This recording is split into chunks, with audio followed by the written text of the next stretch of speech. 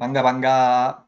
안녕하세요. 박용덕입니다. 2024년 제35회 공인중개사 시험 대비 기출 뽀개기 18회 33번 문제입니다. 중개보수 계산하는 거 시험에 한 문제씩 출제되죠.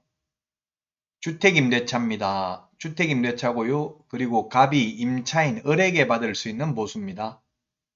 한 명에게만 받는 거죠. 쌍방으로부터 원래 각각 받죠. 그래서 조건을 보면은 보증금 3천만 원, 월세 30만 원, 계약기간은 볼 필요 없죠. 어, 보증금 더하기 월세 곱하기 100을 한 금액이 5천만 원 미만 나오면 보증금 더하기 월세 곱하기 70을 하는데 지금 보니까 보증금이 3천만 원 더하기 월세 30만 원 곱하기 100 하면 3천만 원 합계 6천만 원이네요. 5천만 원 미만이 아니니까 그대로 곱하기 100을 하면 되고요. 6천만 원인데 밑에 보니까 6천만 원, 5천만 원 이상 1억 미만이면 0.4%라고 되어 있네요. 그럼 4, 24, 24만 원이 정답이네요. 일방으로부터 받는 것은 쌍방이 아니고 일방이니까 24만 원이 정답이 되겠습니다. 쌍방으로부터 받는 것 하면은 쌍방으로부터 받는 것 하면은 48만 원이 되겠죠. 그래서 일방으로부터 받는 합계액이기 때문에 24만 원이 정답입니다. 보증금 외에 월차임이 있는 경우에는 보증금 더하기 월세 곱하기 100을 해서 5천만 원 이상이면 그대로 곱하기 100을 하고 보증금 더하기 월세 곱하기 100을 한 금액이 5천만 원 미만이면 보증금 더하기 월세 곱하기 70을 한다는 점 기억하시기 바랍니다. 자, 그러면 다음 문제 보도록 하겠습니다. 34번 문제입니다. 확인 설명하여야 하는 내용 중에서 틀린 것입니다. 1번 중개대상물의 종류, 면적, 용도 등 중개상물에 관한 기본적 사항은 토지대장이나 건축물대장 등을 통해서 조사합니다. 대장을 통해서 기본적 사항, 표시사항은 맞습니다. 2번 권리관계는 등기사항 증명서를 통해서 조사 확인하고요. 3번 금폐율, 용적률 상한은 토지 이용계획 확인서를 보는 게 아니라 시군조례를 봐야 됩니다. 그래서 3번이 틀린 정답이 되겠습니다. 금폐율, 용적률 상한은 시군조례입니다. 따라서 3번이 정답이 되겠습니다. 4번 비선호시설 입지조건은 현장 확인의 방법으로 조사하고요. 5번 공법상 이용제한 거래 규제는 토지 이용계획 확인서를 통해서 확인하시면 되겠습니다. 물론 토지 이용계획 확인서에 모든 용도 지역지구구역이 전부 다 나오는 것은 아닙니다. 철도보호지구라든지 학교 환경위생정화구역 이런 것은 나타나지 않을 수도 있습니다. 그래서 토지 이용계획 확인서를 통해서 모든 공법상 이용 제한을 확인할 수 있다 하면 그건 X가 되겠습니다.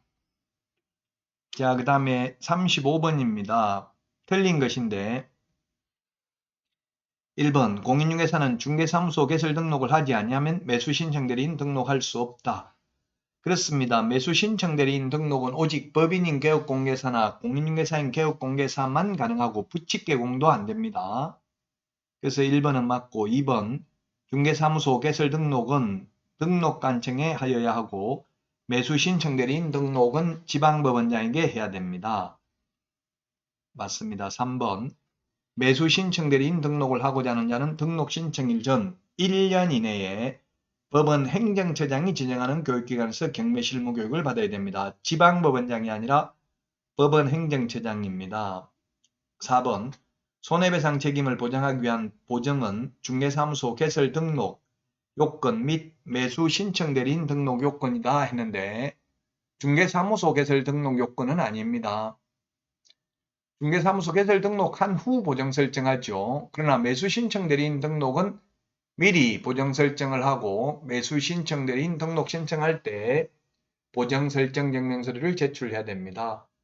무등록 중개업자는 보증가입을 못하는데 매수 신청 대리인 등록은 개업공개사만 매수 신청 대리인 등록이 되니까 이미 개업공개사니까 무등록업자가 아니니까 미리 가입해도 됩니다. 그러나 중개사무소 개설 등록은 등록 후 업무 개시 전 구체적으로는 등록 후 등록증 교부 전에 보정 설정을 해야 됩니다. 미리 할 수 없습니다. 하고 싶어도 중개사무소 개설 등록의 경우는. 자, 그 다음에 5번입니다. 중개사무소 개설 등록 결격 사유와 매수 신청대리인 등록의 결격 사유는 다릅니다. 매수 신청대리인 등록의 결격 사유가 더 추가되죠.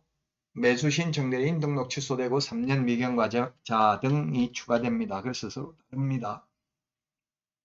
따라서 정답은 4번이 되겠습니다. 중개사무소 개설 등록할 때는 미리 보정 설정을 할 수 없다. 왜? 무등록 중개업자는 보정 설정할 수 없기 때문에. 개업공개사는 등록을 하면 개업공개사가 되는 것이죠. 자, 다음은 36번 문제입니다. 개업공개사가 묘지가 있는 토지를 매수하려는 의뢰인에게 설명한 내용으로 틀린 것입니다. 이게 기출문제인데요. 1번 문제가 약간 좀 논란의 여지는 있습니다. 장사 등에 관한 법률의 규정에서 말하는 분묘의 점유 면적은 분묘 기지 면적만을 가리킨다 했는데 이걸 옳은 것으로 했고 이의신청 받아주지 않았는데요. 사실 장사 등에 관한 법률에서 분묘 점유 면적은 비석, 상석 등 그 시설물 설치구역 면적을 전부 다 말하는 것입니다. 분묘 기지는 오직 그 봉분의 기저 부분만을 말하거든요. 그래서 이것도 엄격하게 말하면 사실상 1번도 틀렸다고 볼 수 있습니다. 근데 이게 기출문제인데 기출문제는 답을 1번으로 본 게 아니라 3번을 정답으로 했습니다. 이 기출문제 자체가 100% 완벽하지는 않습니다. 물론 3번도 틀렸습니다. 1번도 사실은 좀 논란의 여지가 있는 문제입니다. 분묘일기의 점유 면적은 상석, 비석 등 설치구역 면적을 전부 합한 면적입니다. 오직 분묘기지 면적만을 가리키는 게 아니고 분묘기지라는 것은 봉분의 기저 부분만을 말한다라는 게 판례이거든요. 그래서 1번도 논란의 여지는 있지만 3번이 명백하게 틀렸습니다. 분묘기지권이 시효 취득된 경우 사망자의 영고자는 종손이 분묘를 관리할 수 있는 때에도 토지 소유자에 대하여 분묘기지권을 주장할 수 있다 했는데 없습니다. 종손이 분묘를 관리할 수 있는 경우에는 종손에게 전속되는 권리입니다. 그래서 3번이 명백하게 틀렸고요.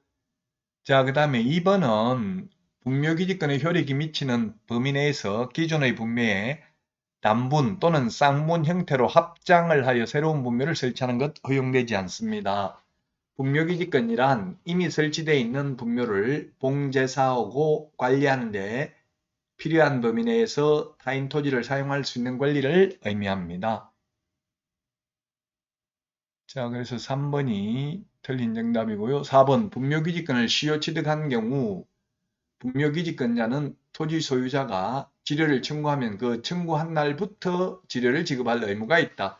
시효 취득의 경우에는 청구한 때부터 지급하면 되고요. 그 다음에 자기 땅에 묘를 설치해놓고 땅을 팔면서 묘 이장한다 안 한다 아무 말을 안 해서 분묘기지권이 성립한 경우에는 분묘기지권이 성립한 때부터 지료를 지급해야 됩니다.